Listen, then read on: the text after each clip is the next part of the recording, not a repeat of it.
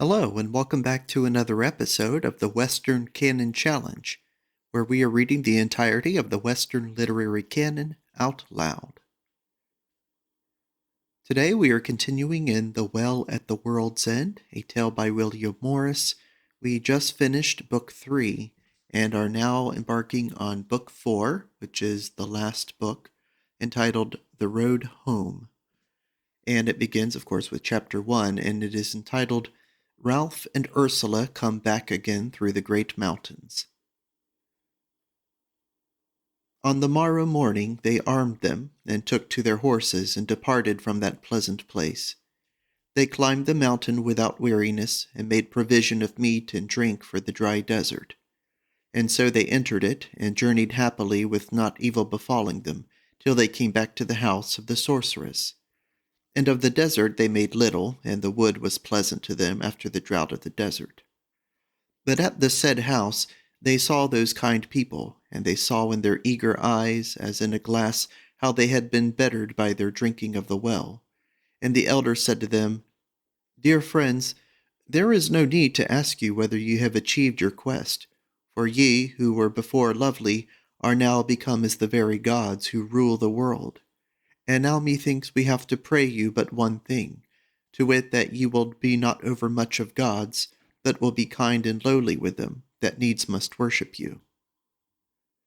They laughed on him for kindness' sake, and kissed and embraced the old man. And they thanked them for all their helping, and they abode with them for a whole day, in goodwill and love.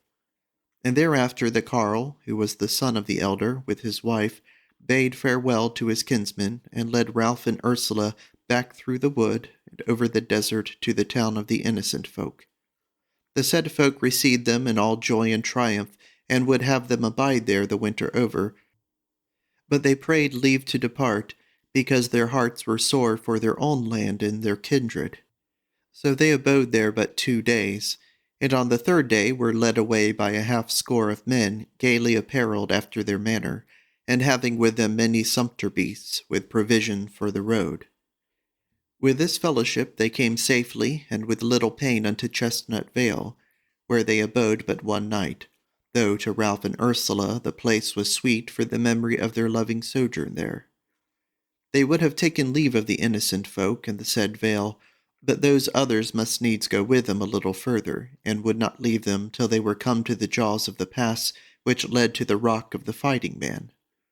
Further than that, indeed, they would not, or durst not go, and those huge mountains they called the Wall of Strife, even as they on the other side called them the Wall of the World. So the twain took leave of their friends there, and howbeit that they had drunk of the well at the world's end, yet were their hearts grieved at the parting.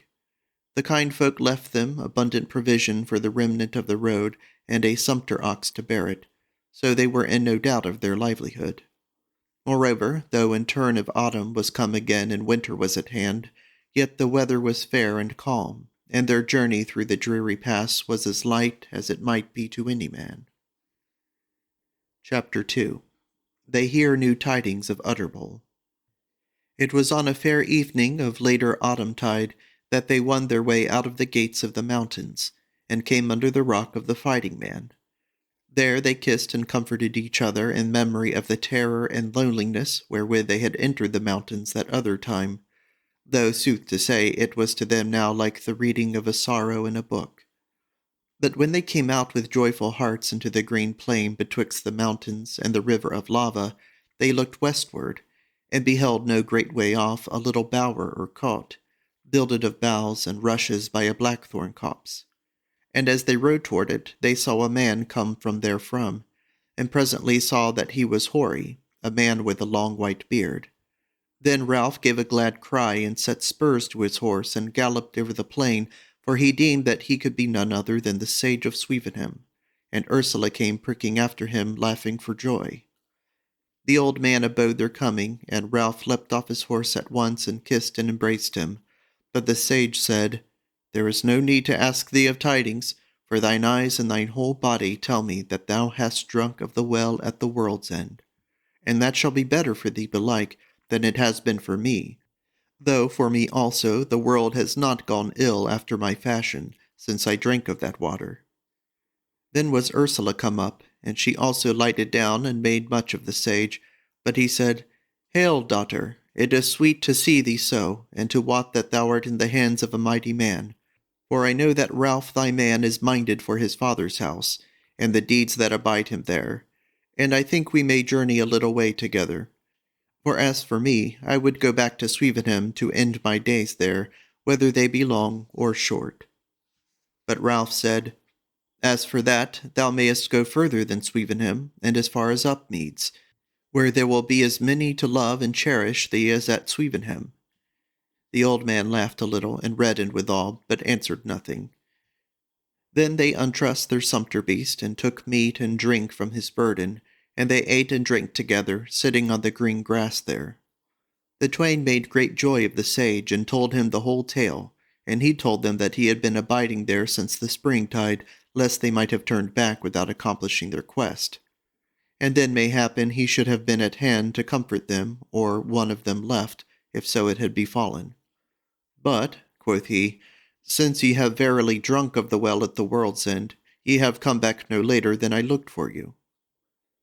That night they slept in the bower there, and on the morrow betimes the sage drove together 3 or 4 milch goats, that he pastured there, and went their ways over the plain, and so in due time entered into the lava sea.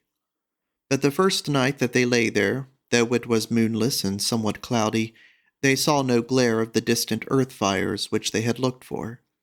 And when on the morrow they questioned the sage thereof, he said, The earth fire ceased about the end of last year, as I have heard tell, but sooth it is that the foreboding of the giant's candle was not for naught. But there has been verily a change of masters at Utterbol. Yea, said Ralph, for better or worse. Said the sage, It could scarce have been for worse, but if rumour runneth right, it is much for the better. Hearken how I learned thereof, one fair even of late March, a little before I set off hither, as I was sitting before the door of my house, I saw the glint of steel through the wood, and presently rode up a sort of knights and men-at-arms about a score, and at the head of them a man on a big red-roan horse, with his surcoat blazoned with a white bull on a green field. He was a man black-haired, but blue-eyed, not very big, but well knit and strong, and looked both doughty and knightly, and he wore a gold coronet about his basnet. So not knowing his blazonry, I wondered who it was that durst to be bold as to ride in the lands of the Lord of Utterbol. Now he rode up to me, and craved a drink of milk, for he had seen my goats. So I milked 2 goats for him, and brought whey for the others, whereas I had no more goat's milk in that season. So the bull knight spake to me about the woodland, and wherefore I dwelt there apart from others. Somewhat rough in his speech he was, yet rather jolly than fierce. And he thanked me for the bever kindly enough, and said, I deem that thou wilt not avail to give thee money, but I shall give thee what may be availed to thee. O Gervase, give me one of those scrolls. So a squire hands him a parchment, and he gave it me, and it was a safe conduct to the bearer from the Lord of Utterbol. But whereas I saw that the seal bore not the bear on the castle wall, but the bull, and that the superscription was unknown to me, I held the said scroll in my hand and wondered. And the knight said to me, Yea, look long at it, but so it is, though thou trow it not, that I am verily Lord of Utterbol, and that by conquest, so that belike I am mightier than he was, for that mighty runagate have I slain. And many there be who deem that no mishap heathen though I be. Come thou to Utterbol, and see for thyself if the days be not changed there, and thou shalt have a belly full of meat and drink and honour after thy deserving. So they rested a while, and went their ways. To Utterbol I went not, but ere I departed to come hither, 2 or 3 carles strayed my way, as whiles they will, who told me that this which the knight had said was naught but the sooth. And great was the change of days at Utterbol, whereas all men there be bond and free, were as merry as they deserve to be, or belike merrier. Ralph pondered this tale, and was not so sure that this new lord was not Bull Shockhead, his war-taken thrall. None the less he held his peace, but Ursula said, I marvel not much at the tale, For sure I am that had Gandalf of the Bear been slain when I was at Utterbol, neither man nor woman had stirred a finger to avenge him. But all feared him. I scarce know why. And moreover, there was none to be master if he were gone. Thereafter she told more tales of the miseries of Utterbol than Ralph had yet heard, as though this tale of the end of that evil rule had set her free to utter them, and they fell to talking of other matters. Chapter 3. They winter with the sage, and thereafter come again to Vale Turris. Thus, with no peril and little pain, they came to the sage's hermitage, and whereas the autumn was now wearing, and it was not to be looked for that they should cross even the mountains west of Goldburg, let alone those to the west of Cheaping Knowe, when winter had once set in, Ralph and Ursula took the sage's bidding to abide the winter through with him. And they set forth on their journey again when spring should be fairly come, and the mountain ways be clear of snow. So they dwelt there happily enough, for they helped the sage in his husbandry, and he enforced him to make them cheer.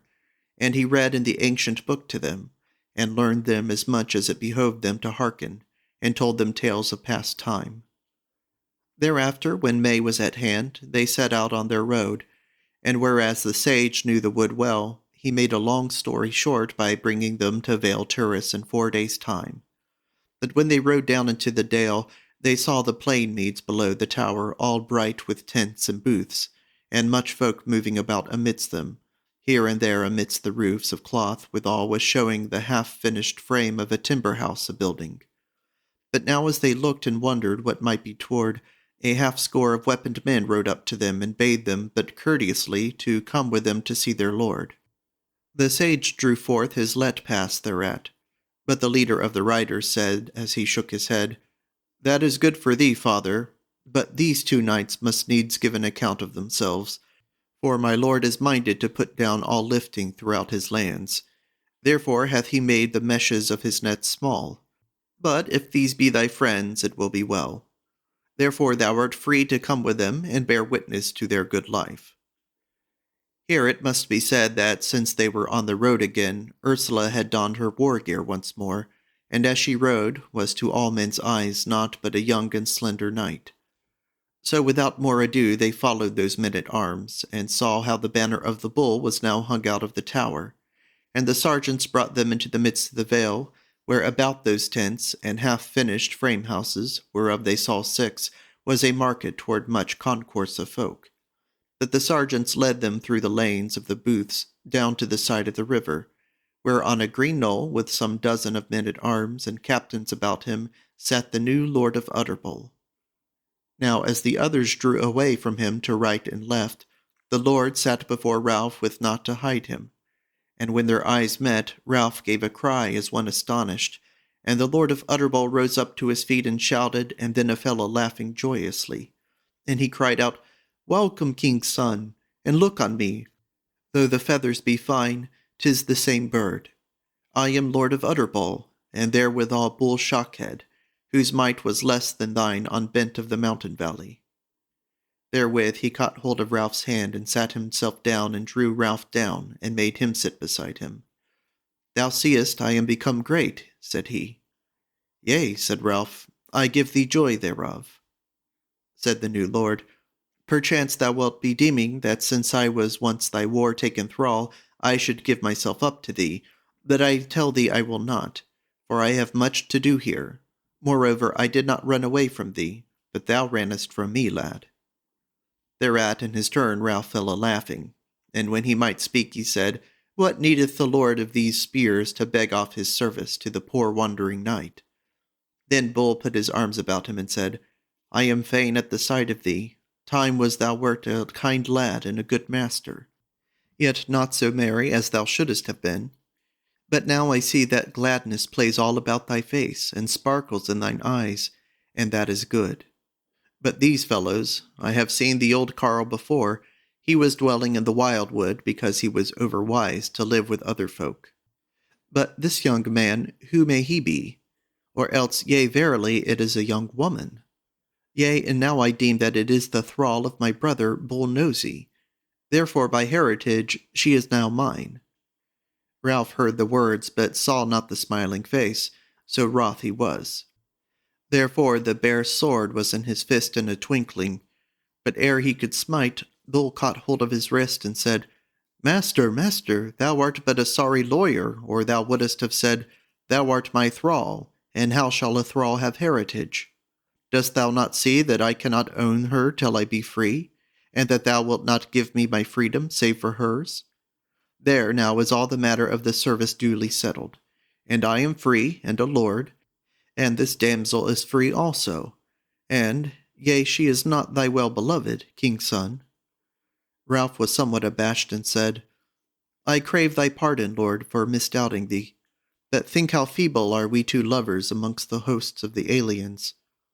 It is well, said Bull, and in very sooth I deem thee my friend, and this damsel was my brother's friend.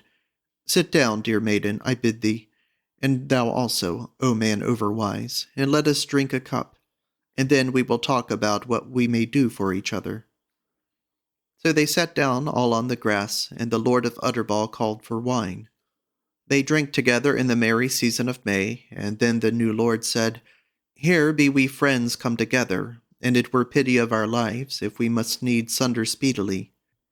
Howbeit it is thou must rule herein, king's son, for in my eyes thou art still greater than I, O my master. For I can see in thine eyes and thy gait, and in thine also, maiden, that ye have drunk of the well at the world's end. Therefore I pray you gently and heartily that ye come home with me to Utterbol. Ralph shook his head and answered, Lord of Utterbol, I bid thee all thy thanks for friendliness, but it may not be. But take note, said Bull, that all is changed there, and it hath become a merry dwelling of men. We have cast down the red pillar, and the white and the black also, and it is no longer a place of torment and fear, and cozening and murder, but the very thralls are happy and free-spoken. Now come ye, if it were but for a moon's wearing, I shall be there in 8 days' time. Yea, Lord Ralph, thou wouldst see the old acquaintance there withal, for when I slew the tyrant, who forsooth owed me no less than his life for the murder of my brother, I made atonement to his widow, and wedded her, a fair woman as thou wottest, Lord, and of good kindred, and of no ill conditions, as is well now seen that she lives happy days. Though I have heard say that while she was under the tyrant, she was somewhat rough with her women, when she was sad. Fair sir, but is it not so that she cast sheep's eyes on thee, time was in this same dale? Ralph reddened and answered not, and Bull spake again, laughing, Yea, so it is. She told me that much herself, and afterwards I heard more from her damsel Agatha, who told me the merry tale of that device they made to catch thee, and how thou breakest through the net. Forsooth, though she told me this not, I deemed that she would have had the same gift of thee as her mistress would. Well, lad, lucky are they with whom all women are in love. So now I prithee trust so much in thy luck as to come with me to Utterbol. Quoth Ralph, Once again, Lord of Utterbol, we thank thee, but whereas thou hast said that thou hast much to do in this land, even so I have a land where deeds await me. For I stole myself away from my father and mother, and who knows what help they need of me against foemen in evil days. And now I might give help to them were I once at home, and to the kind people of the land also, who are a stout-hearted and valiant and kindly folk. The new lord's face clouded somewhat as he said, If thine heart draweth thee to thy kindred, there is no more to say. As for me, what I did was for kindred's sake, and then what followed after was the work of need. Well, let it be. But since we must needs part hastily, this the least I bid you, that ye abide with me for tonight, and the banquet in the great pavilion. Howsoever ye may be busied, gainsay me not this. And tomorrow I shall suffer you on your way, and give you a score of spears to follow thee to Goldburg. Then as for Goldburg and Cheaping Knowe, see ye to it yourselves. But beyond Cheaping Knowe in the plain country thy name is known, and the likeness of thee told in words, and no man in those mountains shall hurt or hinder thee, but all thou meetest shall aid and further thee. Moreover, at the feast tonight thou shalt see thy friend Otter, and he and I betwixt us shall tell thee how I came to Utterbol, and of the change of days, and how it betid. For he is now my right-hand man, as he was of the dead man. Forsooth, after the slaying, I would have had him take the lordship of Utterbol, but he would not. So I must take it perforce, or be slain, and let a new master reign there, little better than the old. Well then, how sayest thou? Or wilt thou run from me without leave-taking, as thou didst erewhile at Goldburg? Ralph laughed at his word, and said that he would not be so churlish this time, but would take his bidding with a good heart. And thereafter they fell to talking of many things. But Ralph took note of Bull, that now his hair and beard were trim, and his raiment goodly. For all his rough speech and his laughter and heart-whole gibes and mocking, his aspect and bearing was noble and knightly. Chapter 4. A Feast in the Red Pavilion. So in a while they went with him to the tower, and there was woman's raiment of the best gotten for Ursula. And afterwards, at nightfall, they went to the feast in the Red Pavilion of Utterbol, which a while ago the now slain Lord of Utterbol had let make. And it was exceeding rich with broidery of pearls and gems, since forsooth gems and fair women were what the late lord had lusted for the most. And have them he would at the price of howsoever many tears and groans. But that pavilion was and yet all wise as it was wont to be, saving that the bull had supplanted the bear upon the castle wall. Now the wayfarers were treated with all honor, and were set upon the high seat, Ralph upon the right hand of the lord, and Ursula upon his left, and the sage of Swevenham out from her. But on Ralph's right hand was a first void place, whereto after a while came Otter, the old captain of the guard. He came in hastily, and as though he had but just taken his armor off, for his raiment was but such as the men-at-arms of that country were wont to wear under their war-gear, and was somewhat stained and worn. Whereas the other knights and lords were arrayed grandly in silks and fine cloth, embroidered and begemmed. Otter was fain when he saw Ralph, and kissed and embraced him, and said, Forsooth, I saw by thy face, lad, that the world would be soft before thee. And now that I behold thee, I know already that thou hast won thy quest, and the gods only know to what honor thou shalt attain. Ralph laughed for joy of him, and yet said soberly, As to honor, meseems I covet little world's goods, save that it may be well with my folk at home. Nevertheless, as the words were out of his mouth, his thought went back to the tall man, of whom he had first met at the churchyard gate of Netherton, and it seemed to him that he wished for his thriving, yea, and in a lesser way he wished the same to Roger of the rope-walk, whereas he deemed that both of these, each in his own way, had been true to the lady whom he had lost. Then Otter fell a-talking to him of the changes of days at Utterbol, and how that it was the Lord's intent that a cheaping town should grow up in the dale of the tower, and that the wilderness beyond it should be tilled and builded. And, said he, if this be done, and the new lord live to see it, as he may, but being but young of years, he may become exceedingly mighty, and if he hold in the way whereas he now is, he shall be well beloved also.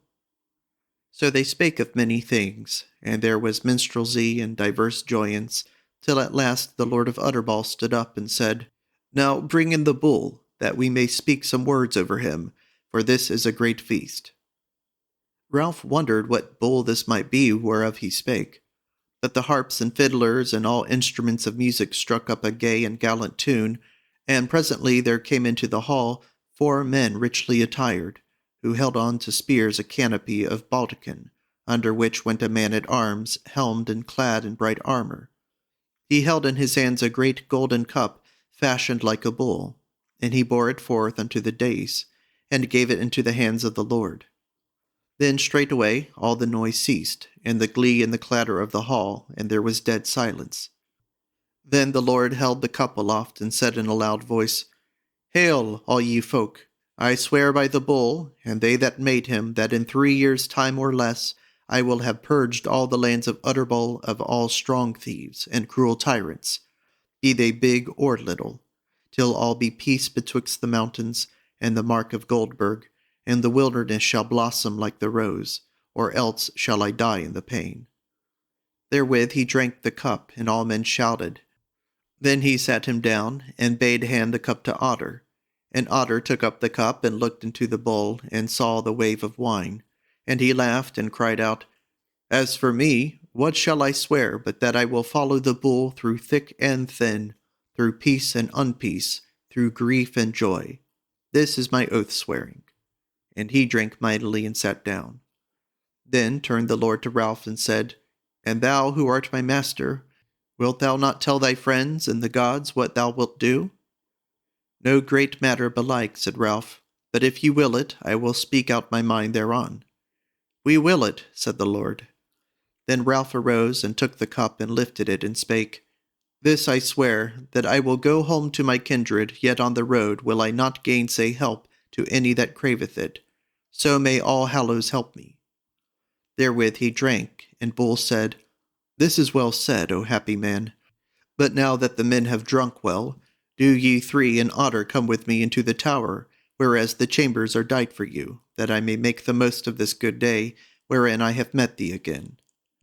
So they went with him, and when they had sat down in the goodliest chamber of the tower, and they had served the wine and spices, the new lord said to Ralph, And now, my master, wilt thou not ask somewhat concerning me?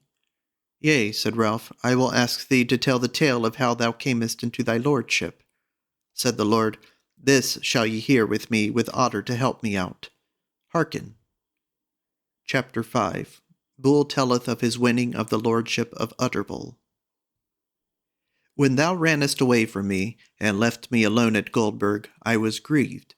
Then Clement Chapman offered to take me back with him to his own country, which he did me to wit lieth hard by thine. But I would not go with him, since I had an inkling that I should find the slayer of my brother, and be avenged on him. So the Chapman departed from Goldburg after that Clement had dealt generously by me for thy sake. And when they were gone, I bethought me what to do. And thou knowest I can some skill with the fiddle and song, so I betook myself to that craft, both to earn somewhat, and that I might gather tidings, and be little heeded. Within a while folk got to know me well, and would often send me for their merry-makings, where they gave me fiddler's wages, to wit, meat, drink, and money. So what with one thing, what with another, I was rich enough to leave Goldburg, and fall to my journey unto Utterbol, since I misdoubted me of the first that the caitiff who had slain my brother was the lord thereof. But one day when I went to the market-place, I found a great stir and clutter there. Some folk, both men and women, screeching and fleeing, and some running to bows and other weapons. So I caught hold of one of the fleers, and asked him what was toward. And he cried out, Loose me! Let me go! He is loose! He is loose! Who is loose, fool? Quoth I. The lion, said he. And therewith, in the extremity of this terror, he tore himself away from me and fled. By this time the others also had got some distance away from me, and I was left pretty much alone. So I went forth on a little, looking about me. And sure enough, under one of the pillars of the cloister, beneath the market-house, the great green pillar, if thou mindest it, lay crouched a huge yellow lion on the carcass of a goat, which he had knocked down, but would not fall to eating of amidst all that cry and hubbub. Now belike one thing of me thou wottest not, to wit, that I have a gift that wild things love and will do my bidding. The house mice will run over me as I lie awake looking on them. The small birds will perch on my shoulder without fear.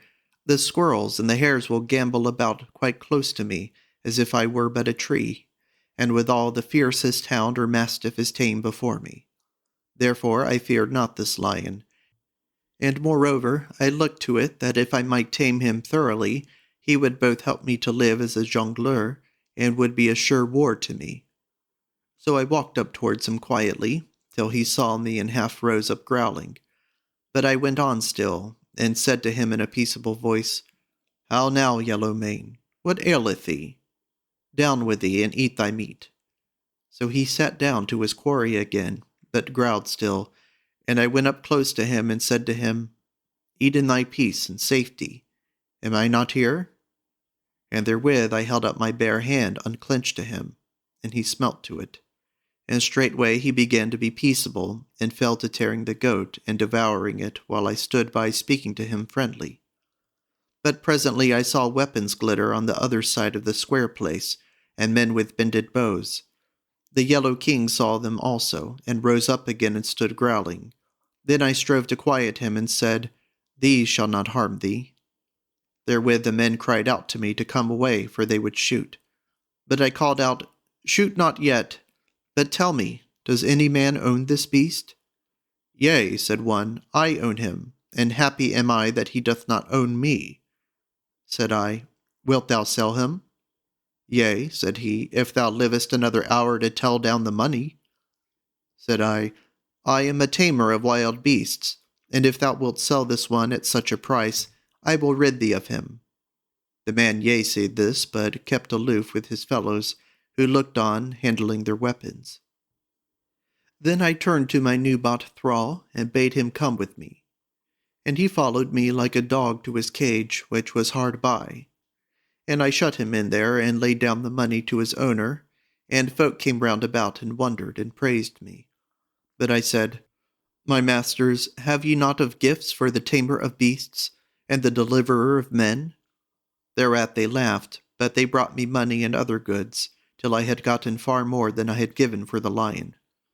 Howbeit the next day the officers of the port came and bade me avoid the town of Goldburg, but gave me more money withal. I was not loath thereto, but departed, riding a little horse that I had, and leading my lion by a chain, though when I was by he needed little chaining. So that without more ado I took the road to Utterbol, and wheresoever I came, I had what was to be had that I would. Neither did any man fall on me, or on my lion. For though they might have shot him or slain him with many spear thrusts, yet besides that they feared him sorely, they feared me still more, deeming me some mighty sending from the gods. Thus came I to Utterness, and found it poor and wretched, as forsooth it yet is, but shall not be for so long. But the house of Utterbol is exceeding fair and stately, as thou mightest have learned from others, my master. And its gardens and orchards and acres and meadows as goodly as may be, yea, a very paradise. Yet the dwellers therein as if it were hell, as I saw openly with mine own eyes. To be short, the fame of me and my beast had somehow gone before me, and when I had came to the house I was dealt with fairly, and had good entertainment. And this all the more as the Lord was away for a while, and the life of folk not so hard by the great way as it had been if he had been there. But the lady was there in the house, and on the morrow of my coming, by her command, I brought my lion before her window, and made him come and go, and fetch and carry at my bidding. And when I had done my play, she bade me up into the bower, and bade me sit, and had me served with wine, while she asked me many questions as to my country and friends, and whence and whither I was. And I answered her with the very sooth, so far as the sooth was handy, and there was with her but one of her women, even thy friend Agatha, fair sir. Methought both that this queen was a fair woman, and that she looked kindly upon me. And at last she said, sighing, that she were well at ease if her baron were even such a man as I, whereas she said Lord was fierce and cruel, and yet a dastard withal. But the said Agatha turned on her and chided her, as one might with a child, and said, Hold thy peace of loves and thy hates before a stranger, or must I leave yet more of my blood on the pavement of the White Pillar for the pleasure of thy loose tongue? Come out now, Mountain Carl. And she took me by the hand and led me out, and when we had passed the door, and it was shut, she turned to me and said, Thou, if I hear any word abroad of what my lady has just spoken, I shall know that thou hast told it. And though I be but a thrall, yet, and of late mishandled one, yet am I of might enough in Utterbol to compass thy destruction. I laughed in her face, and went my ways. And thereafter I saw many folk, and showed them my beast, and soon learned two things clearly. First, that the lord and the lady were now utterly at variance, for a little before he had come home and found a lack in his household, to wit, how a certain fair woman, whom he had bought but just got hold of, and whom he lusted after sorely, was fled away. And he laid the wite thereof on his lady, and threatened her with death. And when he considered that he durst not slay her or torment her, for he was verily but a dastard, he made thy friend Agatha pay for her under pretense of wringing a true tale out of her. Now when I heard this story, I said to myself that I should hear that other one of the slaying of my brother, and even so it befell. For I came across a man who told me when and how the Lord came by the said damsel, when I knew at once could be none other than thou, lady, and how he had slain my brother to get her, even as doubtless thou knowest, Lord Ralph. But the second thing which I learned was that all folk at Utterbol, men and women, dreaded the home-coming of this tyrant, and that there was no man but would have deemed it a good deed to slay him. But, dastard as he was, use and wont, and the fear that withholdeth rebels, and the doubt that draweth back slaves, saved him, and they dreaded him moreover as a devil rather than a man. Forsooth one of the men there, who looked upon me friendly, who had but tidings of this evil beast drawing near, spake to me a word of warning, and said, Friend Lion-master, take heed to thyself, for I fear for thee when the Lord cometh home and findeth thee here, lest he let poison thy lion, and slay thee miserably afterward. Well, in 3 days from that word, home cometh the Lord with the rout of his spearmen, and some dozen of captives, whom he had taken. And the morrow of his coming, he having heard of me, sent and bade me showing the wonder of the man and the lion. Therefore in the bright morning I played with the lion under his window, as I had done by the queen.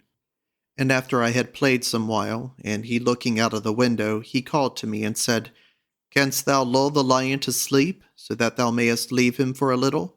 For I would fain thee up here. I yea said that, and chid the beast, and then sang to him till he lay down and slept like a hound weary with hunting. And then I went up into the Lord's chamber. And as it happened, all the while of my playing, I had my short sword naked in my hand, and thus, I deem without noting it, yet as weird would, I came before the tyrant where he sat with none anigh him save this otter, and another man-at-arms. But when I saw him, all the blood within me that was come of one mother with my brother's blood stirred within me, and I set my foot on the foot-space of this murderer's chair, and hove up my short sword and clave his skull in front, and with mine own hand, not as he wrought with my brother.